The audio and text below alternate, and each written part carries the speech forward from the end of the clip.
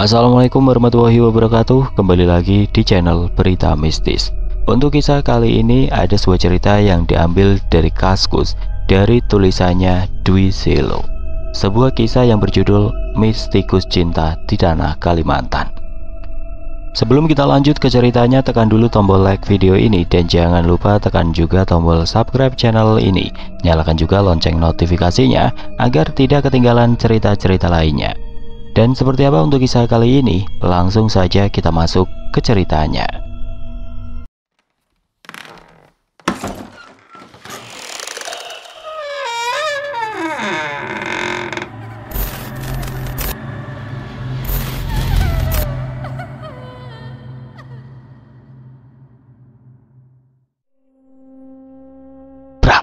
Suara pintu ruang staf tiba-tiba terdengar mengadu, membuat para karyawan seisi ruangan tampak terkejut.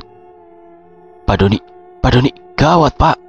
Teriak seorang pendobrak pintu. Dengan seragam mekanik yang sudah bercampur keringat itu, seketika semua pandangan tertuju ke arah Suryo, yang tengah berlari meneriaki namaku dengan wajah gelisahnya. Kenapa Sur? Ada kendala apa di lapangan? Saya baru mau ke sana loh. Tanyaku setengah kebingungan melihat raut wajahnya. Adit ngamuk Pak, ungkapnya gugup seraya menuju ke arah workshop. Kenapa? Berantem? Aku pun mulai terhunus emosi mendengar penuturan Suryo yang belum jelas arahnya itu. Bukan Pak, dia kesurupan. Gimana bisa? Di mana Adit sekarang? Di workshop bawah Pak, sekarang masih ditahan sama mekanik lain. Suasana ruang staf di siang bolong yang biasanya hening tiba-tiba berubah menjadi riuh. Beberapa karyawan tampak berdiri dari meja kerjanya untuk menyaksikan huru-hara yang tengah terjadi. Beberapa ada yang mengintip dari jendela, beberapa ada yang ikut turun bersamaku menuju ke workshop. Kesurupan di siang bolong. Benar-benar suatu hal yang tidak pernah terpikirkan sebelumnya. Sejauh ini baru kali ini aku menemukan kejadian seperti ini di tambang. Dan mengapa juga terjadi saat bos sedang cuti. Di mana saat ini akulah supervisor yang ditunjuk sebagai penanggung jawab sementara, sedangkan supervisor lain sedang berada di lapangan. Aku pun segera menuruni tangga, diikuti Suryo di belakangku. Dengan tergesa aku tarik paksa sepatu safety dari raknya hingga menggulingkan sepatu lain di sebelahnya. Pikiranku berkecamuk, memikirkan nasib para mekanik itu. Mataku terbelalak melihat Aditya yang tengah meraung-raung layaknya kucing sedang bertengkar itu. Kedua tangan dan kakinya kini tengah ditahan oleh 4 orang mekanik yang sudah terlihat letih. Kuteguk air liurku menyaksikan adegan ini. Perasaan bingung pun melanda. Harus kuapakan Aditya agar ia bisa berhenti kesurupan? Haruskah aku panggil orang pintar? Tidak banyak waktu. Haruskah dibacakan ayat suci Al-Quran? Aku juga tidak yakin. Bacaanku saja tidak lancar. Suryo, ambil air di ember, lalu siramkan ke badannya. Seruku tanpa berpikir panjang. Karena itulah yang sedang lewat di pikiranku secara tiba-tiba. Suryo segera menuruti permintaanku dengan dibantu oleh karyawan lainnya. Suara dentuman beberapa ember air kini tengah mengguyur badan kurus Aditya. Suara teriakannya seketika menjadi senyap. Badannya nampak gemeteran, bibirnya membiru, dan lambat laun matanya pun terpejam. Adit pingsan! Teriak Muklas, salah satu mekanik yang dari tadi membantu menahan amukan Aditya. Oke, bawa Adit sementara ke musola dulu ya. Paralel saya hubungi petugas kesehatan tambang. Selagi menunggu, kita gantikan baju Adit yang basah. Pintaku kepada mereka. Yang lainnya mohon kembali ke tempat kerja. Pastikan tetap tenang ya. Ujarku kepada karyawan lain yang telah menonton kejadian tadi. Semuanya pun akhirnya berpencar satu demi satu untuk kembali ke ruang kerja masing-masing. Sedangkan sisanya membantuku membopong badan Aditya yang basah karena terguyur oleh air menuju ke musola kantor. Pak Doni pancen jos, baru ngeh kalau kucing takutnya sama air. Setan jenis kucing ternyata takut sama air juga ya Pak. Letuk Suryo dengan senyum menyengirnya. Mandormu gitu loh. Balasku menanggapi candaan Suryo seraya tertawa dalam hati. Sungguh kebetulan yang berguna. Jalan tambang kini sudah mulai diterangi oleh lampu-lampu jalanan, pertanda bahwa hari sudah menggelap.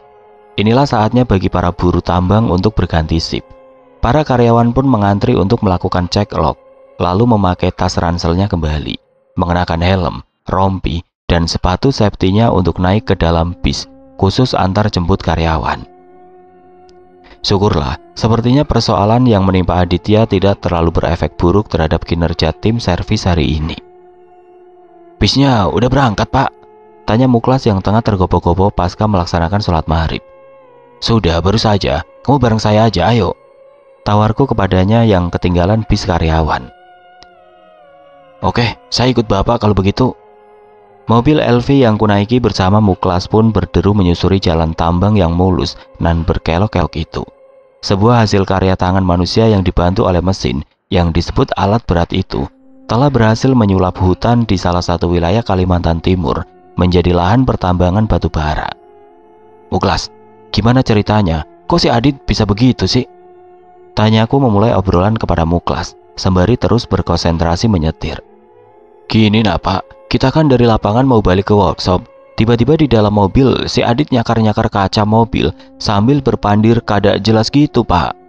Untung udah dekat workshop, jadi habis turun langsung kita pegangin itu si Adit.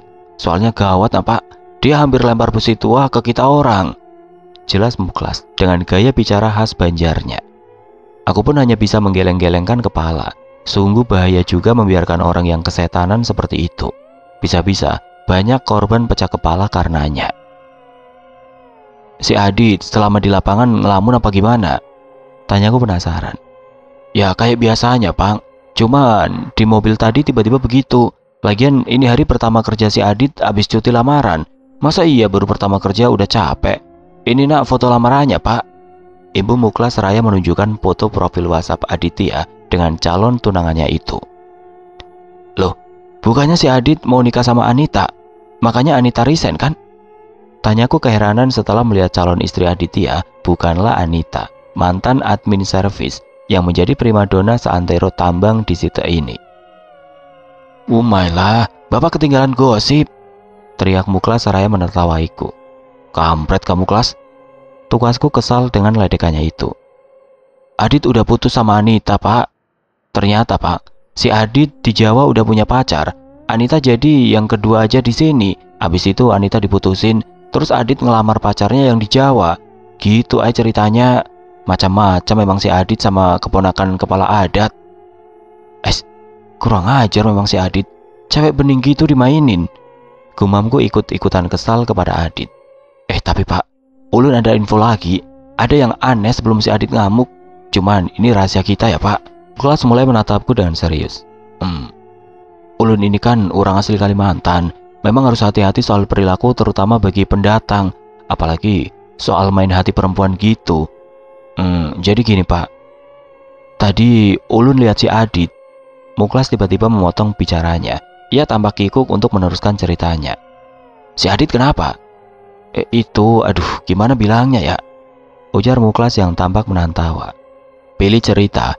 Apa enggak aku ACC lemburanmu? Sautku seraya memencet klakson karena hendak menyalip sebuah bis yang tengah berderu di depan mobil LV yang kami tumpangi. Ampun Pak. Ini menyangkut soal sensitif Pak, kata Muklas dengan nada berbisik. Maksudnya? Itu nak, burung si Adit. Burung? Anita, gadis belia asli Kalimantan yang sungguh cantik jelita, matanya sipit, bulu matanya lentik, kulitnya putih, perawakannya tinggi dan berisi, serta sifat ramah dan cerianya begitu mampu menggiurkan insan manusia yang disebut pria itu. Aku jadi teringat kembali 3 tahun lalu saat aku bertemu dengannya pertama kali, saat dimana ia duduk di depanku dalam rangka wawancara kerja untuk mengisi satu spot admin service yang sedang kosong karena pendahulunya telah resign. Entahlah di antara pelamar wanita lain yang notabene lulusan sarjana serta berpengalaman, hanya dialah yang mampu meyakinkanku untuk memilihnya. Jujur, kecantikannya itulah yang menjadi alasan terbesarku untuk mencomotnya. Ya, hitung-hitung bisa menjadi pencuci mata di antara banyaknya karyawan yang semuanya adalah manusia berbatang. Tidak kupungkiri, aku hampir saja terperdaya oleh karismanya, meskipun saat itu aku sudah memiliki seorang kekasih, yaitu Dewi, yang saat ini telah resmi menjadi istriku. Andai saja aku belum mempersunting Dewi, mungkin aku akan berusaha meluncurkan aksiku untuk menjadikan Anita sebagai pendamping hidupku. Namun semua angan-angan itu hanyalah semu. Belum genap 6 bulan menjadi admin service, Anita pun sontak menggemparkan jagat dunia pertambangan di seat ini. Kabar dirinya yang tengah berpacaran dengan Aditya telah berhasil meluluh lantakan hati para budak cinta Anita. Meskipun akhirnya hubungan keduanya kini telah hancur dengan akhir yang tidak baik. Pikiranku benar-benar berkecamuk. Ada perasaan geram dengan Aditya yang semena-mena terhadap Anita. Ada juga perasaan kasihan terhadap Aditya yang begitu aneh hari ini. Memikirkan Aditya seketika membuat organ di bawah perutku terasa ngilu. Perkataan Muklas tadi benar-benar membuatku ngeri. Itu loh Pak Doni, burung yang di bawah ini. Jelas Muklas menjawab kebingunganku seraya menunjukkan ke arah miliknya.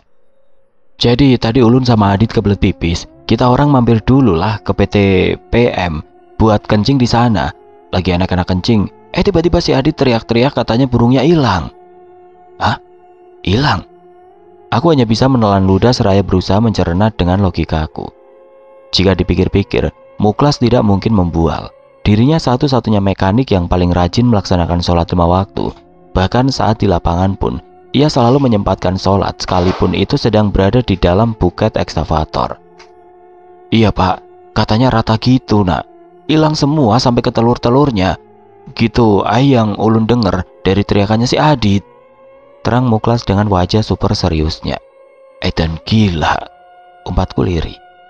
Mekanik lain tahu. Terus abis itu gimana? Kamu juga lihat burungnya hilang? Tanyaku amat penasaran. Kagak lihat lah Pak.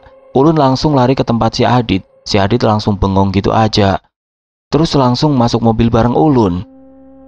Itulah sepenggal percakapan yang terus terngiang di kepalaku setelah berhasil mengantar Muklas di depan kediamannya. Hal itu sungguh membuatku tidak berhenti bergidik.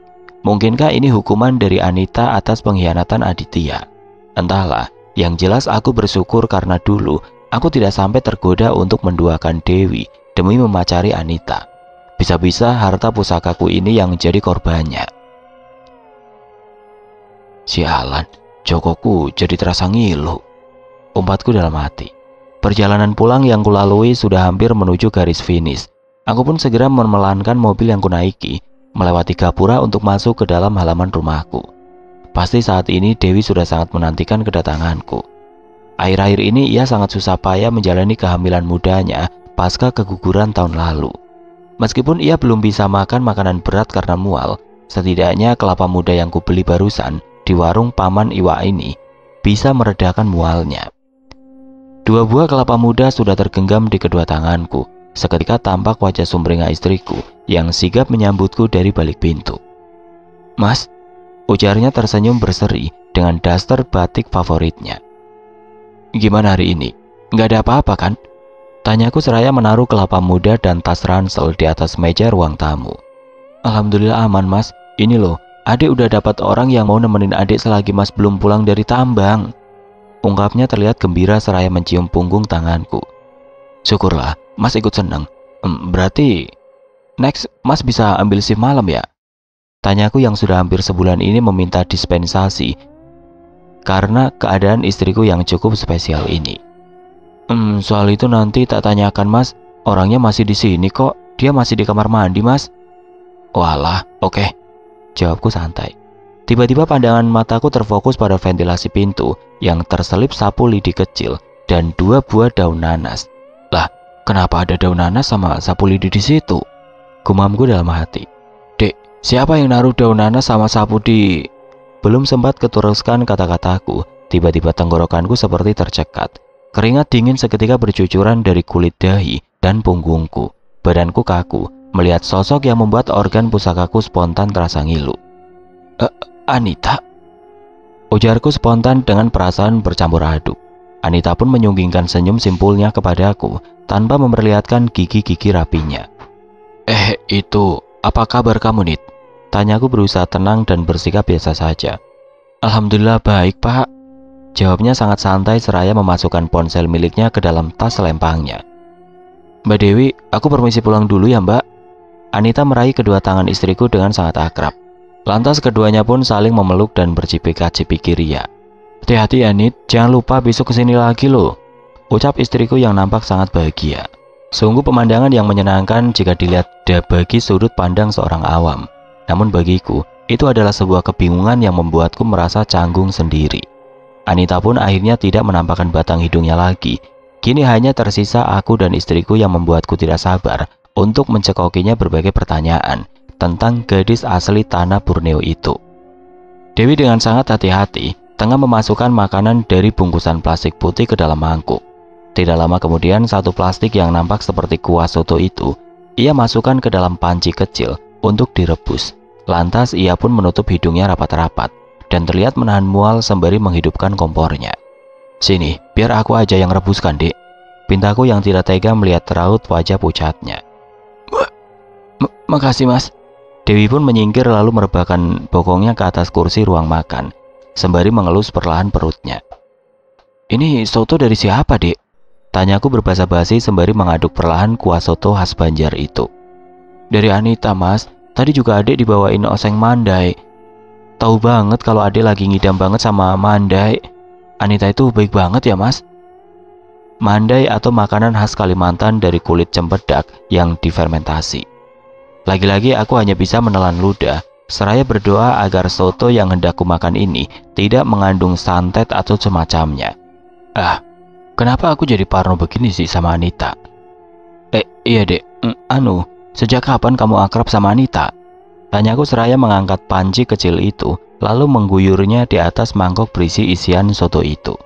"Loh, adik mah udah akrab sama dia dari zaman dia masih kerja di tambang, Mas. Masa Mas lupa toh, wong Anita sering main kesini sama mantan pacarnya kan?"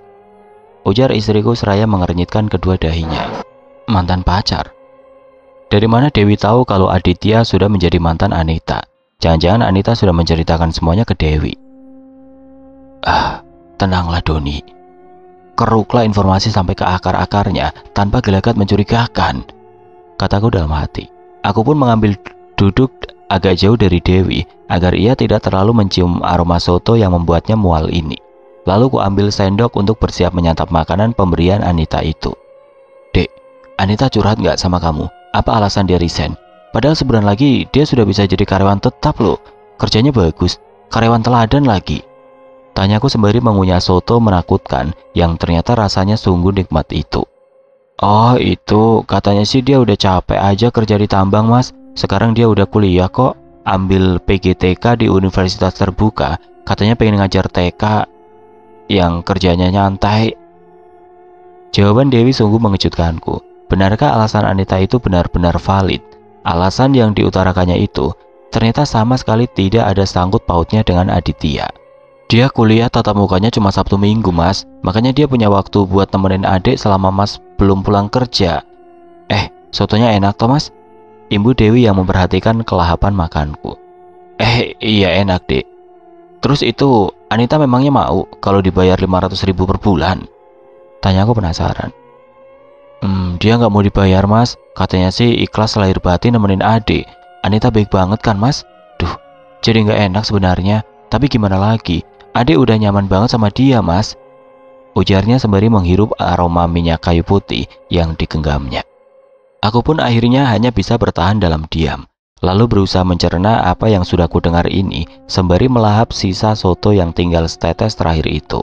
Lantas otakku terus memerintahkan bibirku untuk meminta Dewi agar mencari orang lain selain Anita. Namun lagi-lagi hatiku menahannya. Aku tidak ingin kejadian 1 tahun lalu itu terulang kembali kepada istriku. Toh penyebab Aditya seperti itu belum tentu juga hasil perbuatan Anita kan. Itu hanyalah spekulasi belaka yang dikait-kaitkan dan belum ada buktinya. Ya, aku harus mementingkan istri dan jabang bayi di dalam kandungannya. Mungkin Anita bisa menjadi opsi terbaik bagi istriku sebelum memulangkannya untuk lahiran di Solo. Sebenarnya aku sama sekali tidak ingin mengingat kejadian itu lagi. Namun kehamilan istriku yang kedua ini mau tidak mau harus kuutamakan keselamatan jasmani dan rohaninya. Ya, inilah kejadian 1 tahun yang lalu, kejadian yang membuat istriku hampir kehilangan kejiwaannya. Selama tinggal di pelosok Kalimantan Timur, ada satu hal unik mengenai pasar. Berbeda dengan pasar di Jawa yang buka setiap harinya, di Kalimantan, pasar hanya dibuka setiap 1 minggu sekali, yaitu di malam Jumat untuk daerah di tempatku tinggal ini. Orang-orang menyebutnya malam pasaran atau pasar Jumat. Pasar yang hanya dibuka 1 kali tiap pekan ini bisa menjadi suatu hal yang paling dinantikan oleh masyarakat desa. Salah satunya adalah Dewi, istriku. "Mas, berangkat yuk," ajaknya yang sudah siap dengan daster panjangnya itu. Untaian jilbab lebar yang ia kenakan begitu jelas menampakkan kebuncitan perutnya. Ya, Dewi tengah hamil terhitung 5 bulan lamanya. "Cek, yang udah gak sabar mau ke malam pasaran," ledekku kepadanya sembari mengganti kemeja kerjaku dengan kaos harian. "Kelamaan angkrem di rumah bosen juga mas, gak kasihan sama Dede di perut apa? Dia minta jalan-jalan loh, iya toh dek?" Ucapnya Mayun seraya mengelus-ngelus perutnya. Aku hanya bisa tersenyum gemas melihat tingkahnya. Jika dipikir-pikir, sudah 4 bulan lamanya ia harus beristirahat total karena morning sickness yang ia alami di trimester pertama kehamilan. Namun akhir-akhir ini, kondisi Dewi semakin membaik. Ditambah lagi hasil USG yang sangat sehat dan gerakan janin yang mulai terasa, membuat Dewi semakin bugar dan ceria. Hiruk-pikuk malam pasar begitu ramai. Sepanjang jalan sudah berkerumun lapak-lapak aneka dagangan yang membuat kondisi jalan semakin macet. Belum lagi motor-motor yang parkir seenaknya, membuat pasar tampak seperti lautan manusia. Dengan penuh rasa sabar, kulajukan motorku perlahan, hingga akhirnya kami berdua pun bisa masuk ke dalam pasar. Kugandeng tangan Dewi yang tidak terlihat letih sama sekali. Ia begitu antusias melihat baju anak-anak yang berderet di sepanjang toko baju. Hanya senyuman gembiralah yang ia tebarkan di sepanjang berkeliling pasar. Sesampainya kami di pasar ikan, di mana Dewi tengah memilah belut yang sudah ia idam-idamkan sejak lama. Lantas aku hanya berdiri menunggu di sampingnya, yang masih asik tawar-menawar dengan si penjual ikan. Tiba-tiba ada seorang wanita parubaya yang masih terlihat menawan, di usianya yang tidak lagi muda itu. Ia mengenakan kerudung jenis kupluk, dan syal yang terbelit terapi di lehernya. Ia juga tertarik untuk membeli ikan. "Lagi hamil kah mbak?" tanyanya sopan seraya melemparkan senyum kepada kami. "Alhamdulillah, iya Cil." Acil atau Bibi sapaan akrab untuk wanita yang lebih tua dalam bahasa Banjar. "Berapa bulan sudah Le?" tanyanya ramah sembari terus mengelus-ngelus perut istriku. "Sudah mau 5 bulan Cil," jawab istriku yang menanggapi sikap ramahnya. Itulah percakapan yang sama sekali tidak mencurigakan. Percakapan yang tidak ada keanehan apapun di dalamnya, namun siapa sangka pertemuan itu adalah sebuah kesalahan fatal dan terbesar dalam hidup kami. Ya, wanita itu bukanlah wanita biasa. "Pak Doni, unit DT403 breakdown pak." Info radio Manyang membuatku harus bergegas untuk memeriksa unit itu. Sungguh hari yang sangat melelahkan. Beberapa unit tiba-tiba breakdown di waktu yang berdekatan. Sedangkan hari itu adalah hari Minggu, hari di mana jumlah mekanik yang masuk kerja tidak sebanyak hari lainnya. Tidak ada pilihan lain selain bekerja overtime. Semoga Dewi bersabar dan memaklumi kondisi pekerjaanku. Batinku sedikit khawatir dengan istriku.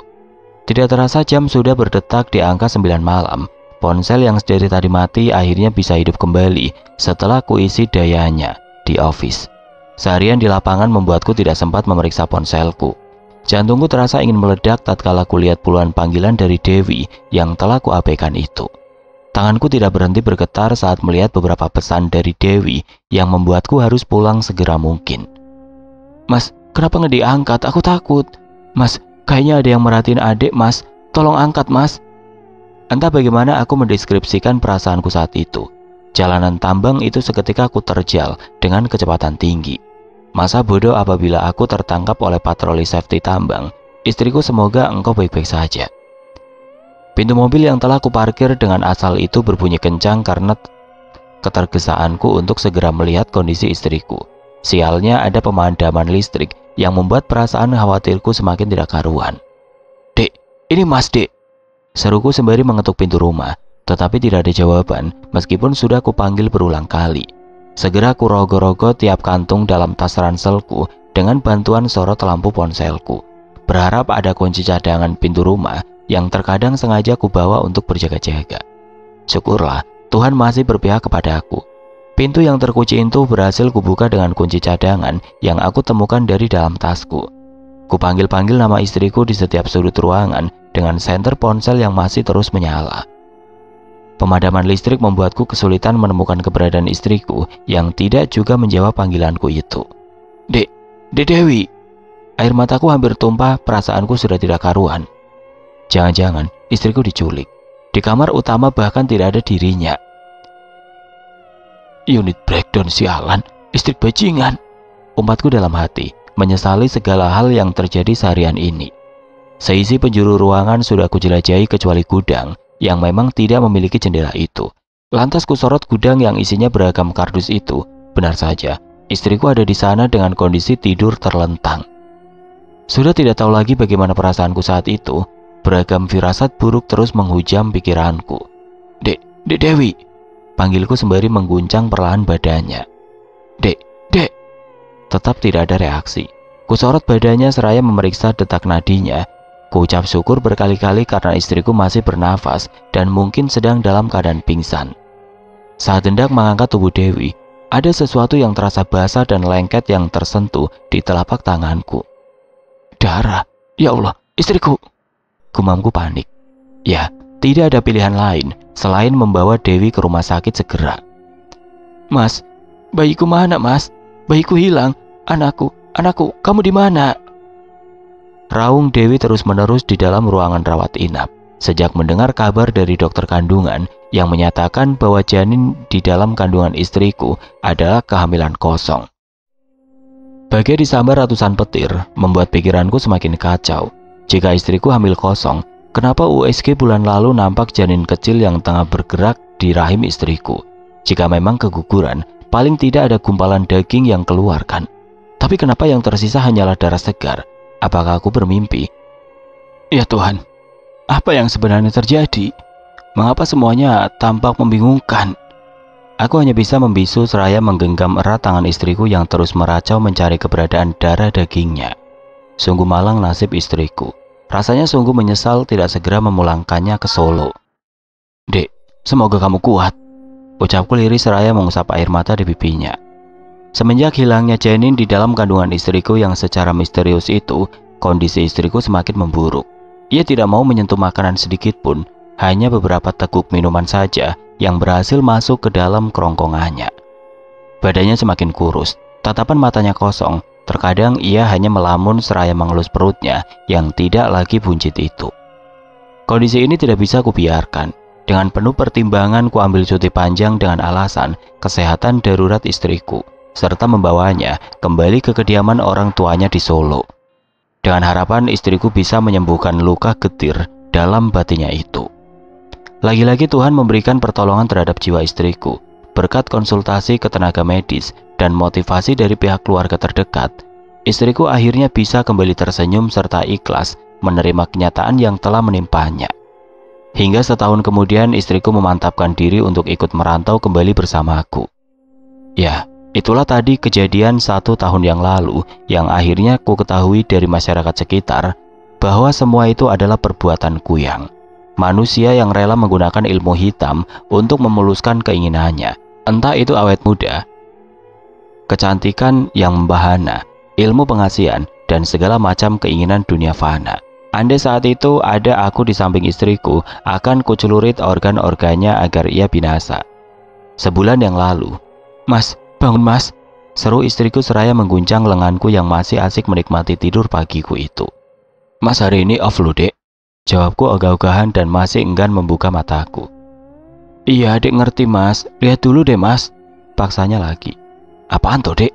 Spontan mataku terbuka lebar saat kulihat 2 garis merah terpampang jelas pada alat pengetes kehamilan itu. Alih-alih terkejut bahagia akan kabar gembira ini, aku hanya bisa terdiam memandanginya. Pikiranku tiba-tiba melayang kemana-mana, khawatir setan manusia itu akan kembali mengusik kehamilan istriku lagi. Dek, bagaimana kalau minggu ini kita pulang saja ke Solo? Mas ambil cuti tahunan. Tegasku tanpa basa-basi. Mendadak sekali mas, lagian adik masih hamil muda. Takut juga kalau kenapa-napa di jalan. Lagian perjalanan dari sini ke bandara harus nyebrang selat segala kan? Ujarnya bimbang. Bukan begitu, mas gak mau adik digangguku. Seketika kukantupkan bibirku yang hampir saja keceplosan menyebutkan nama makhluk jadi-jadian itu. Semenjak istriku kehilangan janinnya, aku memang tidak pernah mengorek apapun tentang apa yang dialami istriku kala itu. Aku tidak ingin istriku trauma. Kenapa mas? Adik sudah tahu kok. Maaf, adik belum cerita kronologinya saat itu. Dewi menghela nafas. Sepertinya ia sudah siap bercerita kepadaku mengenai peristiwa naas setahun yang lalu. Mas ingat nggak waktu kita ke pasar beli belut? Tanyanya seraya mengeratkan jari jemarinya ke bantal. Oh iya kok, aku lupa ya. Jawabku pura-pura tidak ingat. Masih ini? Ya pokoknya setelah hari pasaran itu, banyak kejadian-kejadian aneh yang adik temui mas. Sampai akhirnya makhluk itu tiba-tiba muncul di hadapan adik. Aku segera menyandarkan tubuhku di dalam posisi setengah duduk, bersiap mendengarkan keluh kesah istriku. Sejak hari pasaran itu, tiap malam adik selalu mimpi didatangi orang yang sama mas. Orang yang sama? Wujudnya gimana? Kepala aja kah? Atau kelihatan sama usus-ususnya? Potongku begitu penasaran setengah mati dengan bentuk manusiaku yang itu. Dewi menanggapi secaran pertanyaanku itu dengan hanya tertawa getir. Bukan itu wujudnya mas. Yang kutemui di mimpiku adalah nenek-nenek. Dia meminta izinku untuk meminta bayiku, namun aku menolaknya. Kenapa nggak cerita sama aku sih dek? Tukasku mendadak emosi. Mas mana percaya gituan kan? Lagian katanya pamali kalau cerita mimpi buruk sama orang lain toh.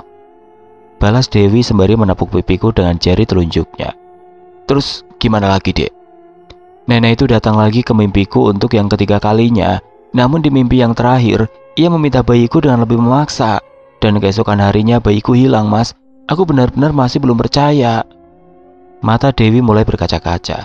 Dan aku berusaha menahan egoku untuk tidak memaksanya terus bercerita. Kupeluk raganya yang tengah sedih mengenang kisah lamanya itu. Selain mimpi-mimpi itu, setiap menjelang maghrib ada yang suka ngetuk pintu. Tapi saat ku intip di jendela, tidak ada satu orang pun di depan pintu. Aku juga merasa ada yang terus memperhatikan gerak-gerikku saat itu. Tuturnya kembali setelah berhasil membasahi kaosku dengan bulir air matanya. Mendengar penuturan Dewi, rasa skeptisku terhadap makhluk jadi-jadian itu lambat laun semakin memudar. Ternyata makhluk jahat itu memang benar adanya. Lalu, kenapa saat itu kamu bisa pingsan di gudang, dek? Jadi saat itu aku sedang pipis di kamar mandi sekalian ambil wudhu.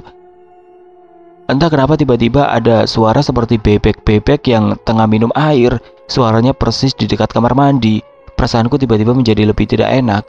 Lalu saat aku hendak mengambil air wudhu, aku tidak sengaja melirik ventilasi.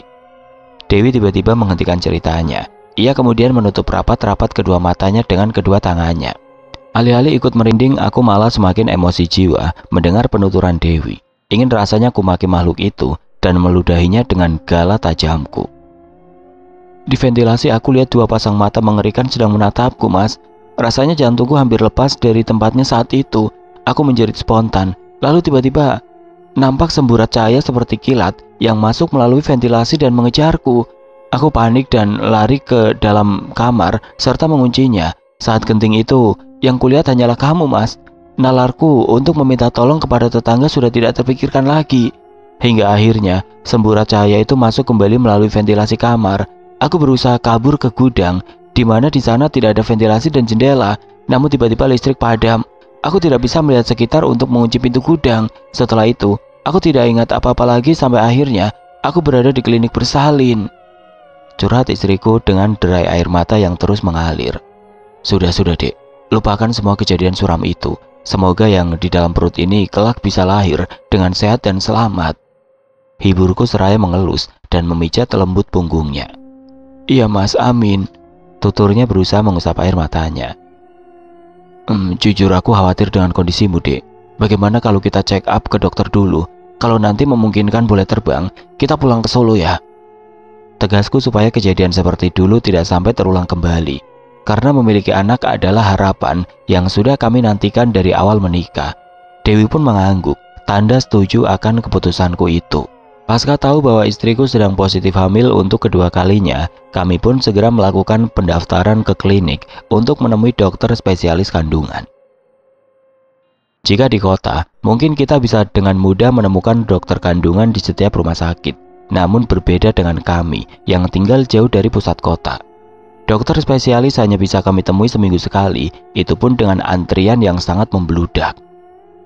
Di tengah menunggu hari di mana sang dokter membuka praktek, ternyata kami harus diuji kembali. Istriku mengeluh perutnya kram dan mengeluarkan flek dari jalan lahirnya.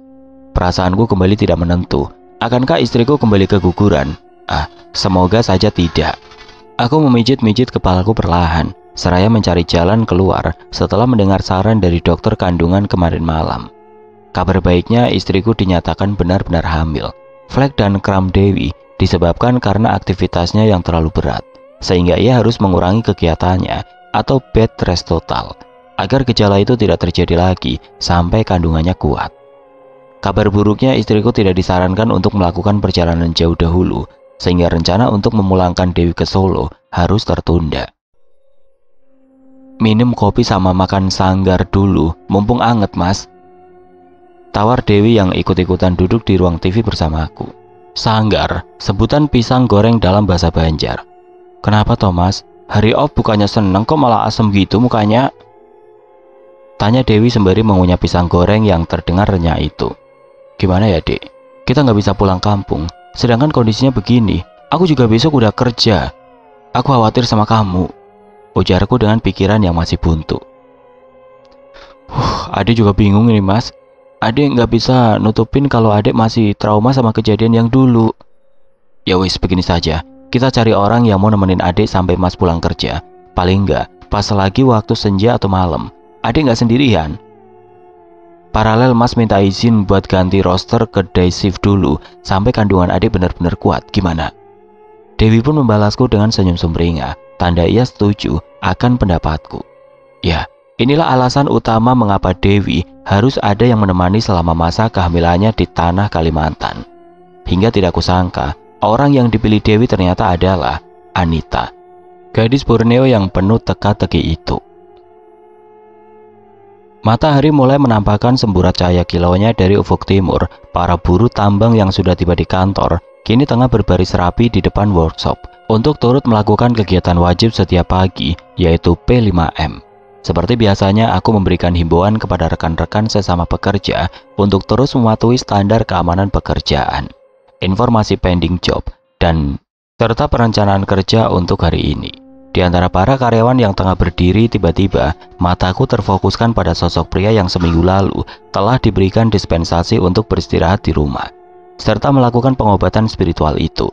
Dialah Aditya, mantan Anita yang belum lama ini berhasil menggegerkan orang-orang seantero kantor.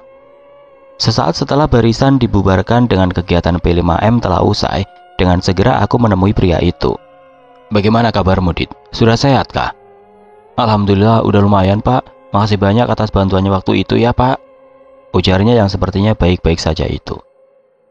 Walah, aman itu Dit, kalau ada keluhan lagi jangan sungkan info bubuhan lainnya. Bubuhan, bahasa Banjar artinya anggota atau rekan. Siapa? Katanya saya mau dialihkan jadi officer ya pak. Oh itu, iya Dit. Sementara kamu nggak usah ngejob mekanik dulu. Selagi Ardi masih cuti, kamu backup scheduler dulu ya. Nanti untuk job desk-nya ada Mang Asep yang bantuin, oke? Jelasku yang sengaja menempatkan di bagian officer untuk mengantisipasi kejadian tempo hari lalu. Oke lah kalau begitu pak, jawabnya nampak sedikit kebingungan. Siap, ayo kerja. Sambutku yang kembali menepuk-nepuk bahunya itu, lalu bergegas menuju ke ruang supervisor untuk melangkah mencari nafkah. Suara bising mesin di sekitar workshop kini menjadi hening. Para karyawan yang sebelumnya berwarawiri melakukan pekerjaannya, kini tengah mengambil posisi tersembunyi dan ternyaman untuk tidur siang, setelah perutnya terisi oleh santap siang itu.